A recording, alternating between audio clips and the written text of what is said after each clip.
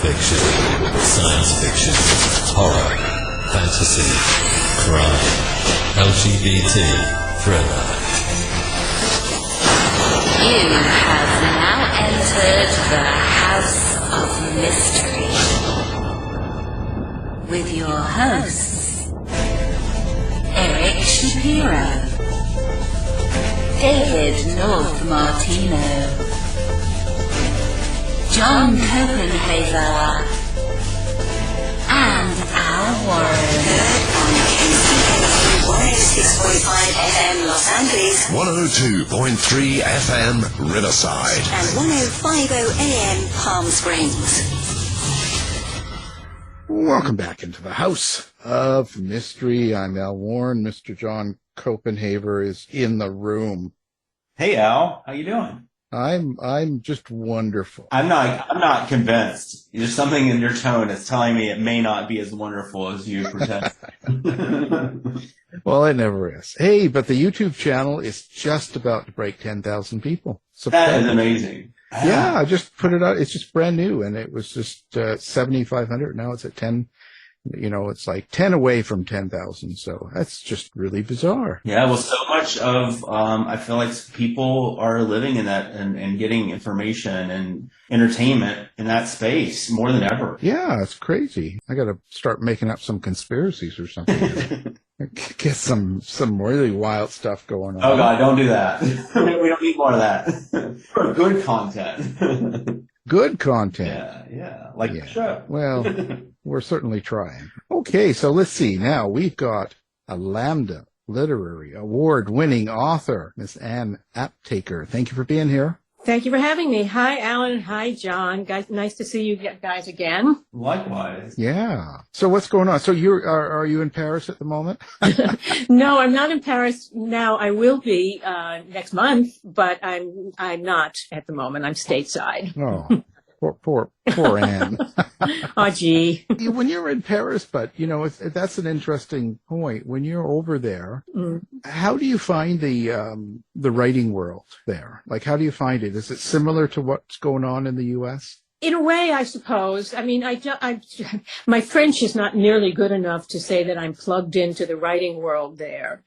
So I can't really answer your question with any authority. Does it seem to be as festive? Like if you go out, is there? Yeah, I would have to say that. As far as I know, yes. I think that's just true of writers generally. We tend to, well, let's put it this way. Most of the writers that I know, even stateside, are crime and mystery fiction writers. And I've met people at various conventions who are romance writers and sci-fi writers and, the other genres, literary writers and so on. And to tell you the honest truth, the crime fiction writers are the most fun. We really know how to party.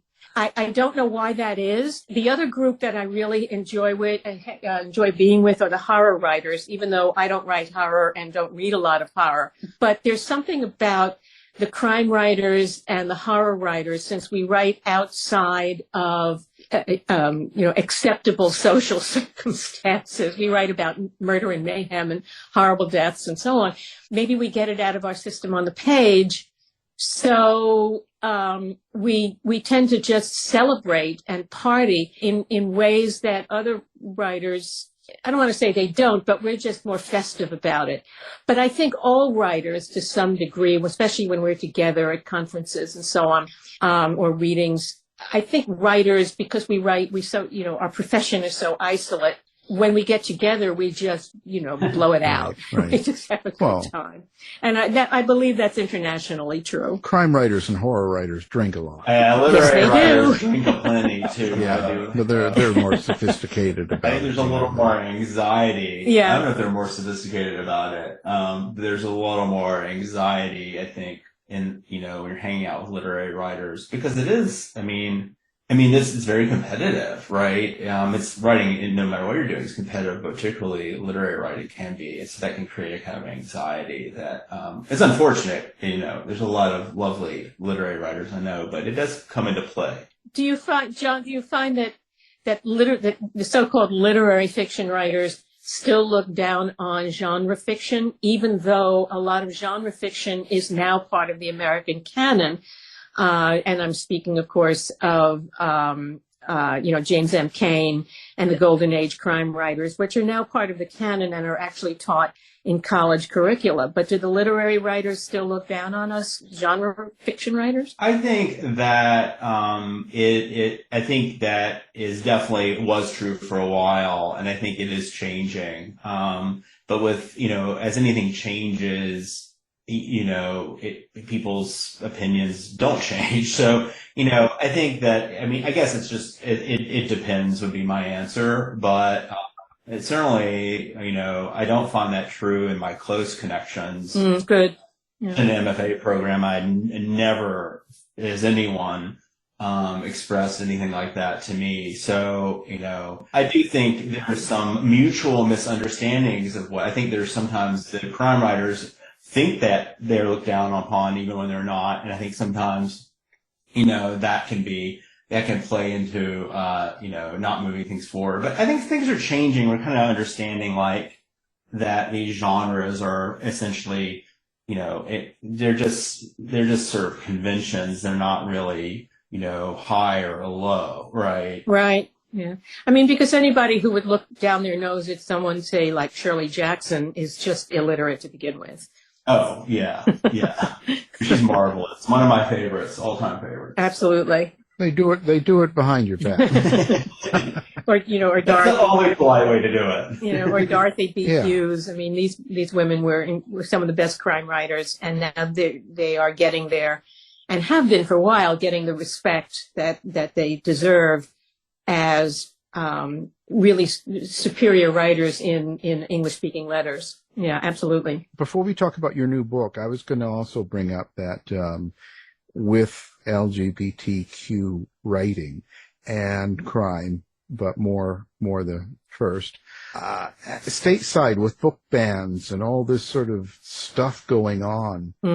Does this sort of worry you as an author somewhat? Yeah, it scares the living hell out of me. Absolutely. Yeah, I just read an article in, I think it was The Nation. It might have been The Guardian, but I believe it was The Nation, about a terrible book banning effort, which was succeeding in closing down or possibly closing down a whole library in Dayton, Washington.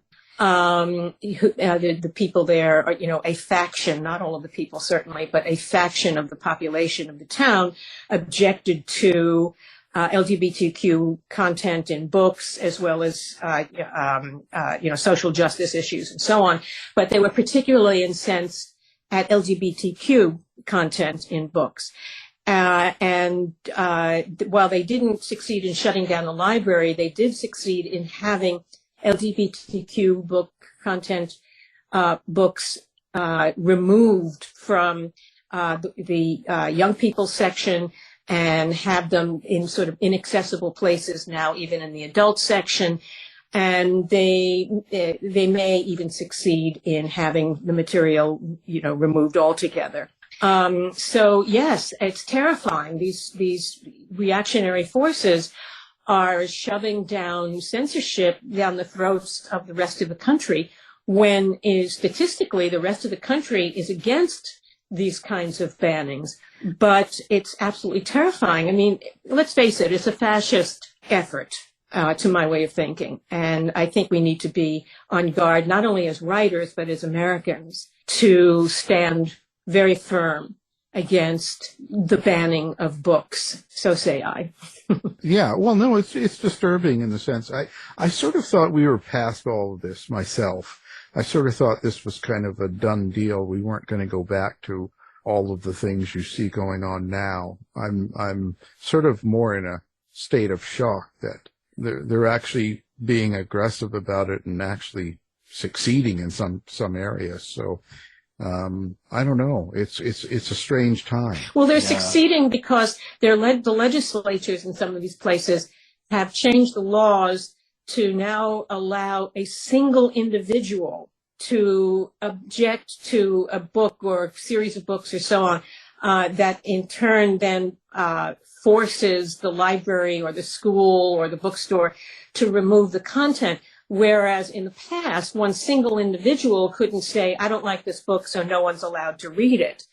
But now they're passing laws in some of these places that a single individual can essentially put a publisher or a bookstore out of business or have a library closed. Yeah, well, I mean, I think that the process by which you remove a book, it needs to be changed so that the first thing you do isn't to remove the book when someone objects to it. That you have to go through a certain process before the book is removed. What's happening is that without even sort of any real evidence, just an objection. It can be a benign book, that has LGBTQ content, or and it's not just LGBTQ. No, it's not. It's but I think that that's certainly a big focus. And then it gets removed, and then the hard process is getting it back on the shelf. Yeah. And I think about, it's a quote that I came across before, a Ray Bradbury quote, where he talks about there's many ways to burn a book, and, lots of people are holding a match, and it just feels like book burning. It's a way of doing it, but it feels like book. And you're right. It's fascist. It's just, there's no other, way around it.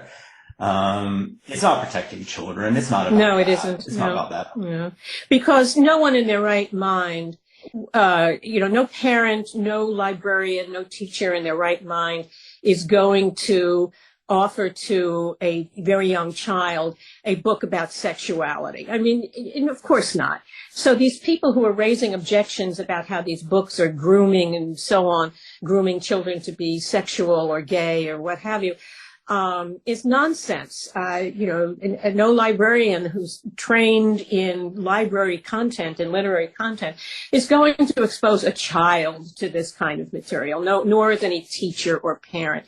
So their argument by, the right wing's argument right away is specious. Right. And even if they did, and it may be confusing for the child, it's certainly not going to make them gay, And, we're talking here about exposing a child who's in kindergarten or elementary school.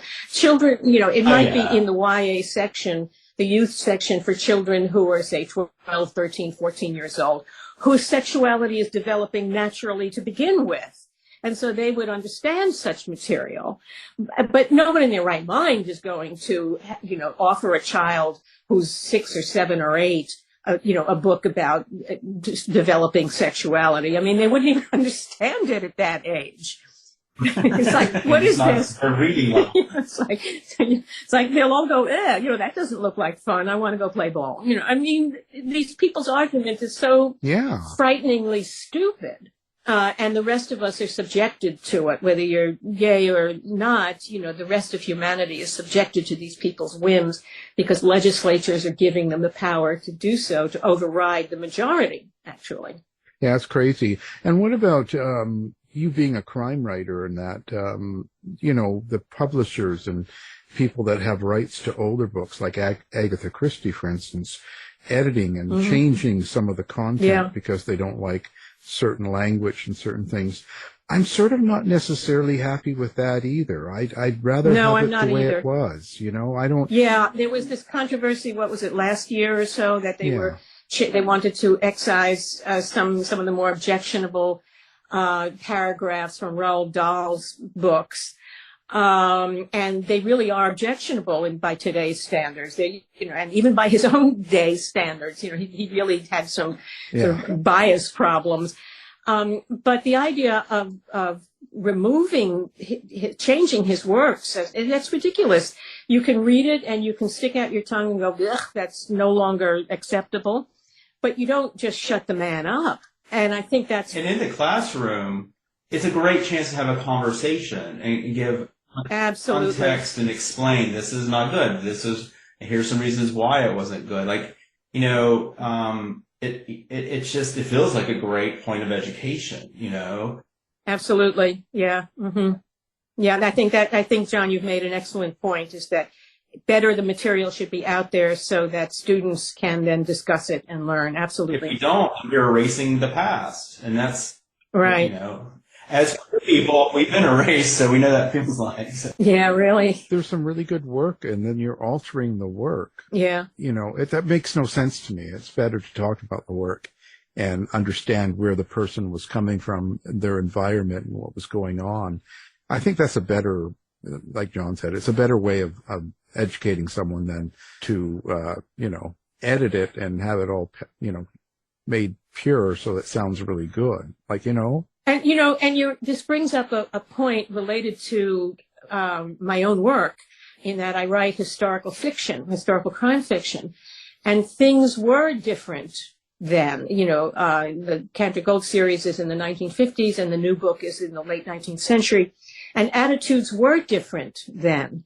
So when I write about those periods, I have to write the reality of that social environment, which isn't necessarily acceptable today. But if I cleaned it up, so to speak, in the books that take place at those times, that would be a lie. It wouldn't be an accurate depiction of what things were like then and how people thought and what people said. Yeah, it takes away the realism. Yeah, it does, and and to John's point is, as far as teaching tools, right? It shows the reader, whether they're students or adults, it shows the reader that times were different, and we've worked hard to bring that from then to now. That the characters that I write about, who were having to face biases of the 1950s or the 19th century, they struggled and fought to get past those biases so that we can have this discussion on the radio now without a knock on our door, hopefully. Well, yeah. Well, that's why I stay hidden. Yes. That's why you're in Canada. I'm in the fascist state of Canada. So, they hang out at the door. They just come in anytime. Well, I always find it interesting, but history, because you have to write from that realism. Like you're talking about New York City in your new book, A Crime of Secrets. Mm-hmm. Now, this is the Donner and Longstreet mystery, book 1. Now, this takes place in New York City, 1899. Right. So, but if you didn't go back to that time and make the dialogue correct, make the attitudes correct, make the way that people behaved around each other correct, for me, I would just be bored and kind of go, well, if they're starting to talk like they do in 2023, it would be kind of pointless for me. I mean, because this is the big question. Isn't part of your book a learning experience for a reader too? Well, I think yes, but to the larger sense, let me put it this way: in the most direct sense to the book, yes, it's a learning experience about what life was like in New York City at that time, for this lesbian couple, for a woman who was a prostitute, and her son, who lives in poverty, through no fault of his own. So yes, it's a learning experience for the reader of what 19th century oppression was like, and what certain elements of society were suffering. It also discusses immigrant issues and so on. So yes, it is a learning experience for the reader, specifically to that time and place. But to the larger point, I think all books are learning experiences for the reader, because books take the reader to places where they don't live. It doesn't matter whether they're reading a crime novel or a sci-fi, or a particular sci-fi, or a romance novel. You're being taken into a social situation that you don't live in, meeting people that are not like the neighbors down the block. So you're learning about other people's emotional lives.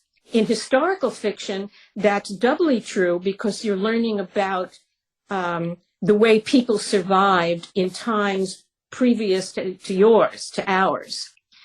So all in all, I would hope that when readers read A Crime of Secrets, they come away with not only a thrilling mystery story and a page turner, but an understanding and an emotional experience of life in the big city of New York at that time, that it was thrilling on the one hand and difficult on the other. It was glamorous for some and just gut-wrenching for others. But it's a crime story. It's a mystery. It's a page turner. I hope to take you on a thrilling ride. Do you start with the characters? Is this kind of like you've created this couple and you develop the characters completely and then put them into the setting of New York, 1899? Or did you kind of have the idea of this is where and when you wanted to tell the story, and then you develop characters? You know, in this case, both. It was actually both. I had these characters, and they lived in 1899. I love the history of New York City. I'm a New York native, and the history of my city is extraordinary. So my Cantor Gold books and now the new Devorah Longstreet, The Crime of Secrets, explore that history. So when I came up with these two characters, with Finn Donner and Devorah Longstreet, I knew right away that they were late 19th century characters because I wanted to have the experience of these two people in turn of the 19th, 20th century New York, which I find a fascinating time. The end of the 19th century and the beginning of the 20th century is to me a very, very interesting time. It's the ending of sort of the old industrial world and the entrance of an upcoming technological world. And we see that also reflected to a certain extent in the book. Did you like living back then? Did I like living back then? That's some deep research. Yeah, that was some rather deep research. Yes, I got in touch with my good friend H.G. Wells, and we jumped into his time machine and went back and walked the 19th century streets of New York. In a way, I did walk the 19th century streets of New York. First of all, by research, lots and lots and lots of research. But also because in New York, there are still some 19th century streets. And of course, museum exhibitions and so on, and visual cues.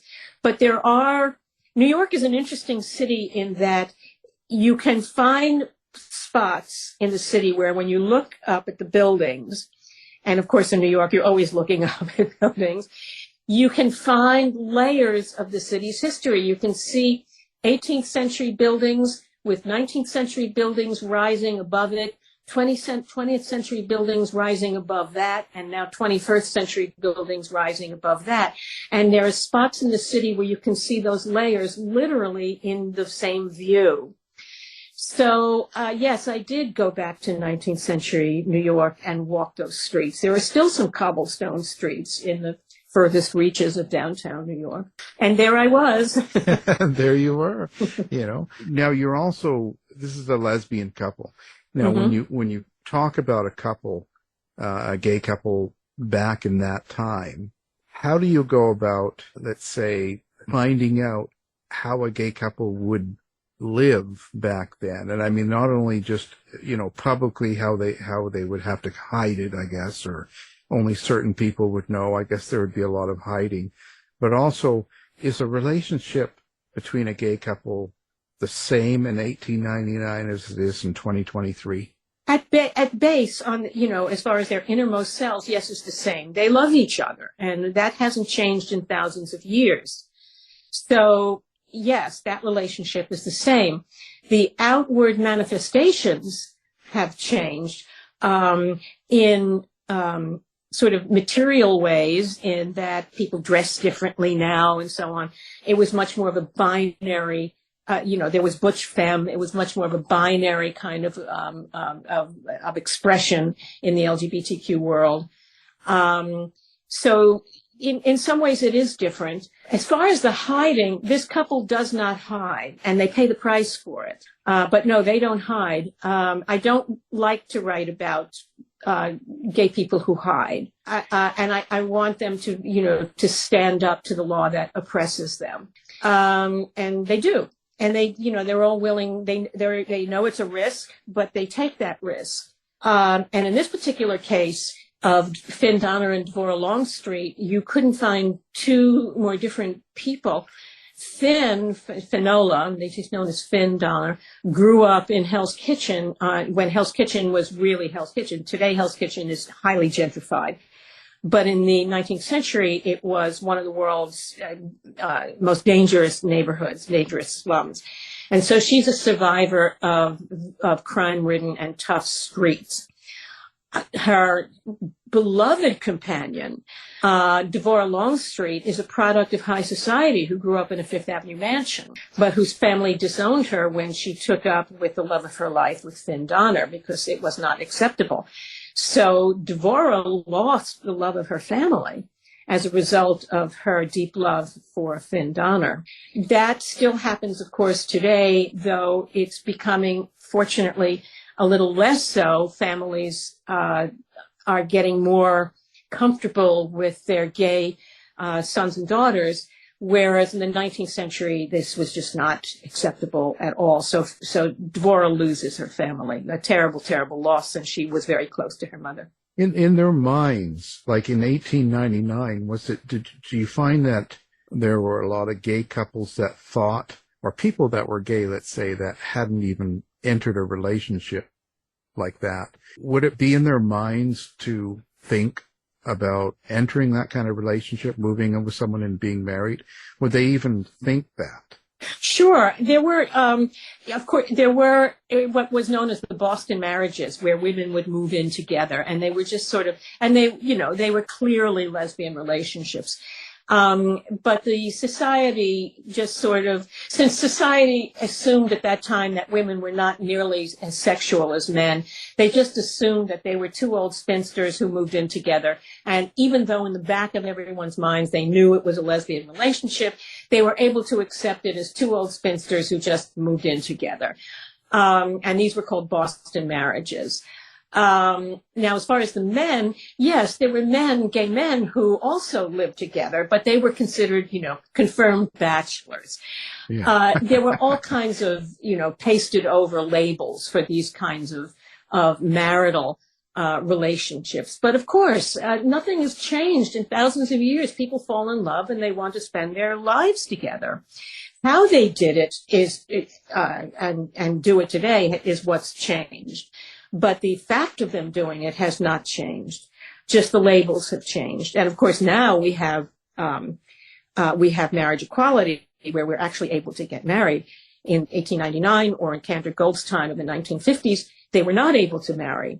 But nevertheless, people fell in love and they entered into these domestic relationships. Absolutely. They just put a different face on it for the public. What a lot of people don't understand too is like the idea of identifying as a gay person. Oscar Wilde didn't identify as a gay person. Like the idea of having an identity sure they behaved and, had domestic partnerships and all this stuff went on, but the sort of idea of it being an identity is not something that comes along until much later. And so, even casting stuff back, of course that's what they were, but it's fascinating. It's just, how much, honestly, in a relatively short period of time, things have changed. Well, but John, actually, there were people who identified as homosexual. I write a historical headliners column for the Letters from Camp Rehoboth, Delaware newspaper once a month. And the most recent article that's coming up, or it may already be out, is about a fellow named Richard Nugent, who was an African-American intellectual writer and dancer and creative artist during the Harlem Renaissance. And we know that a number of the Harlem Renaissance luminaries were gay, both the men and the women, and it was an open secret, but it was still treated as a secret and sort of kept among themselves. Whereas Nugent said, and he absolutely came out. He wrote in one of his stories, he has his main character say, I am a homosexual and I refuse to live in the closet. And this is in the 1930s. So there were people who did identify as gay, way back when. Look at Gertrude Stein. She and Alice said, yeah, this is it. Take it or leave it. I was thinking more turn of the century, though. Once we start moving through the century, you start getting more. A little bit more, yeah. So when you get into the murder mystery here, how do you come up with this? This is like a a woman who's been viciously murdered, throat cut and all that. Do you think about how you write a murder or violence in your books? Crime writing is an interesting profession. We, unlike people who write romances and so on, although maybe there's death in romances, I don't know. But in crime writing, we have to think of ways to do people in. It's a very interesting way to spend an afternoon when you're plotting a book. And so there you are thinking of how the murder took place. Now, the murders have to be, to my way of thinking, part of the narrative. And by that I mean, it can't just be, the method of murder can't just be random. It has to fit the whole narrative arc of the story. So in this particular case, and we know early on from the prologue that the woman's throat was cut, that was a sort of 19th century thing to do. So, a lot of the ways that crime writers determine the murder is how would a murder be done in the context of this story? And so, I do think about how the murder is done. And as I say, that's a very interesting way to spend an afternoon. How am I going to, eviscerate someone or shoot them or what? Yeah. Yeah. You probably acted out with the neighbors. We won't talk about that.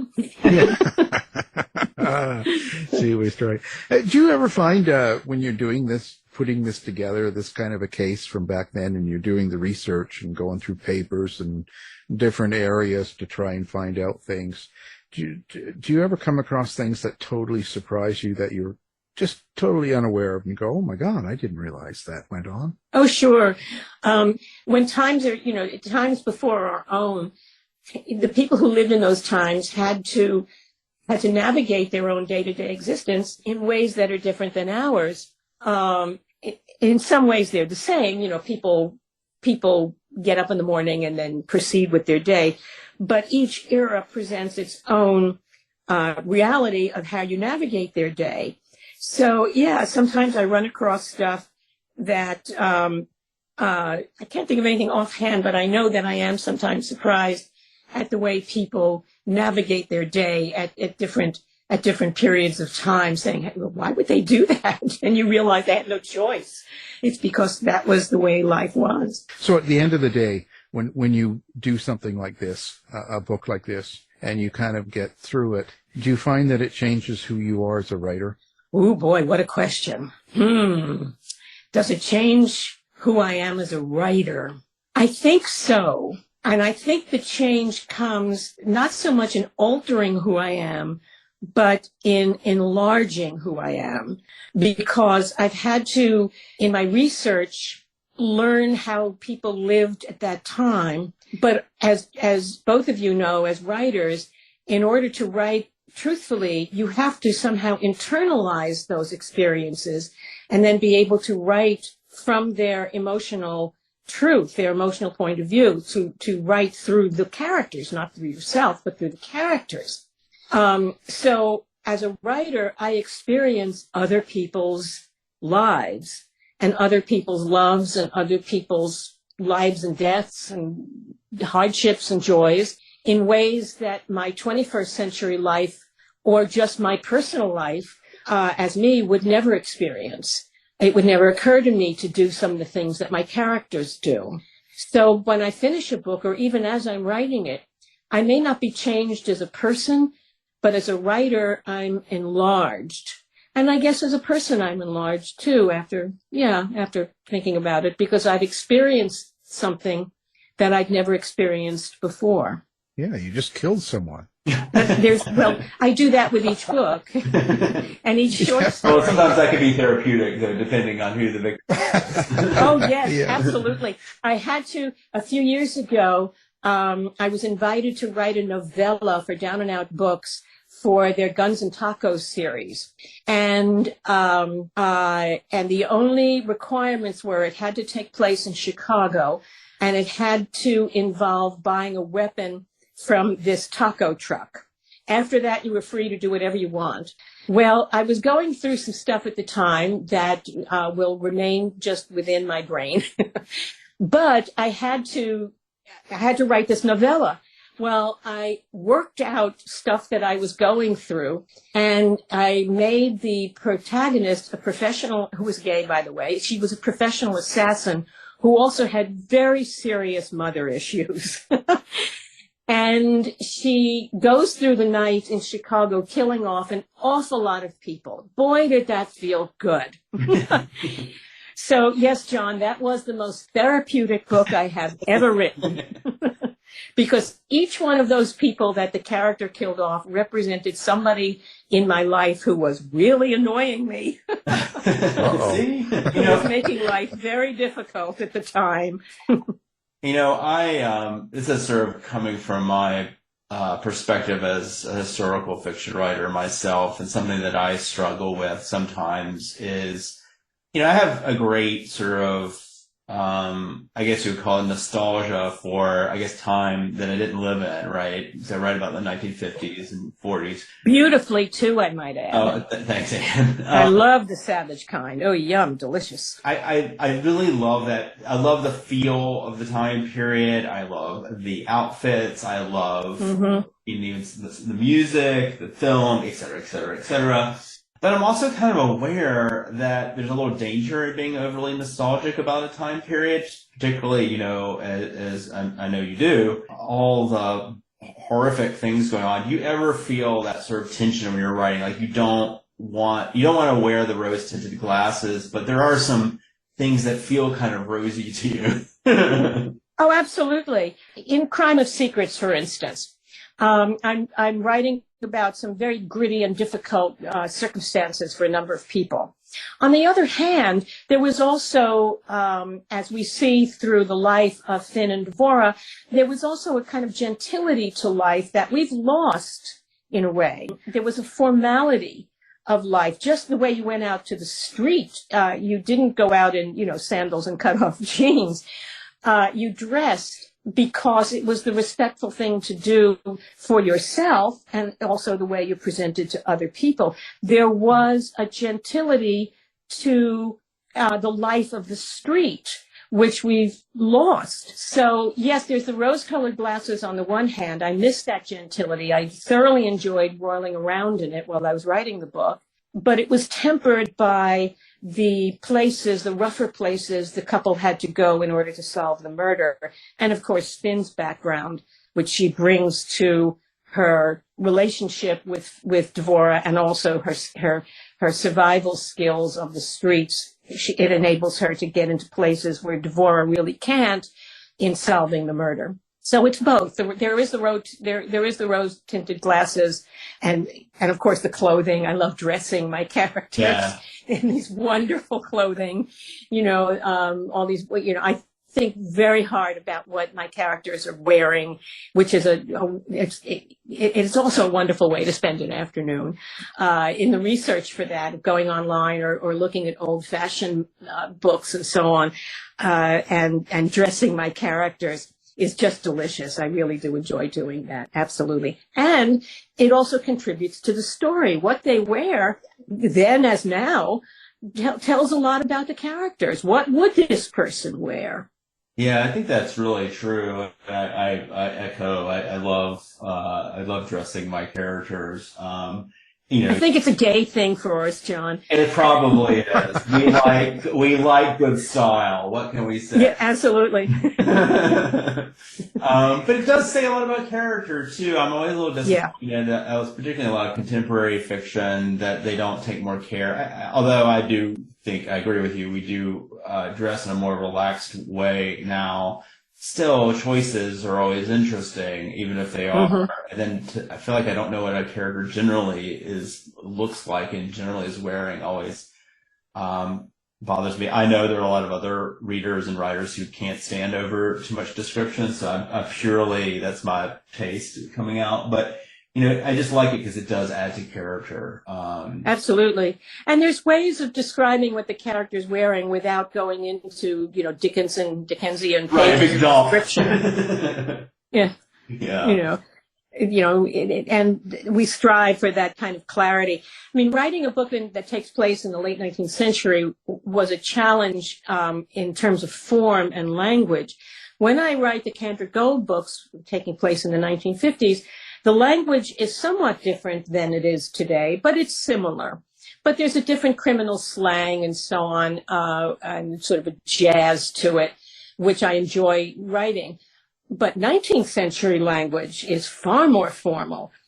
But I couldn't write it in absolute 19th century terms because the modern reader, the 21st century reader doesn't have the patience to wade through quite all the description that 19th century literature had.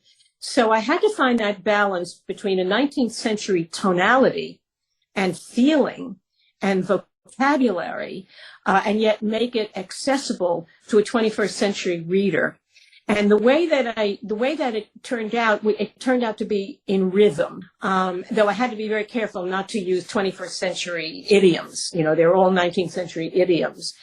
But the rhythm is actually what tells the tale, and gives the feeling for the time, in that people spoke in a different rhythm. And that was my way into getting the feel for 19th century speech without actually resorting to Charles Dickens' length of descriptive term. Yeah. Yeah, it's the trick. You can't, because you are writing for a contemporary audience, so there's like this sort of happy in-between space where you honor the past but don't write just like it. Yeah, but it was kind of fun to take those 19th century idioms and make them accessible to the 21st century ear. And I really did enjoy finding a new formality in language. I really liked that a lot. It brought me back into the music of the English language, which A Crime of Secrets employs quite a bit. Linguistically, it's a very musical book, I think. I know, since I wrote it. It is. I've read it. It's beautiful. I think that's one of the real joys of reading, is when you can sort of dip into different sort of styles that sort of identify a time period or have that quality. Mm-hmm. And I think that there's sort of a joy as a reader, I'll say that, there's a joy if you read widely. I think not everyone does, and that's, I'm just glad they're reading. It doesn't matter to me, but, right. But I really love personally, living in a little bit of 19th century prose, perhaps not Dickens or James, but it's a different thing, right? It's a different right. But when I really enjoyed The Savage Kind immensely, and in terms of language, you really had it. I mean, just through the language, without telling us what the girls were wearing, I kind of felt the heavy woolen coat in the rain, and you could smell the wool, and you just did that with language, and that's so important to be able to convey a time through the use of language. And I do strive to do that in my books, even in my contemporary short stories. Still, the language reflects today; it reflects this moment. But there is a music in English that I try and plug into in whatever time period I'm writing in. Yeah, I'm with you on that. I care a lot about language, and I just do. I declare myself that way. Not every writer does, and that's fine. Not every reader does, and that's fine too.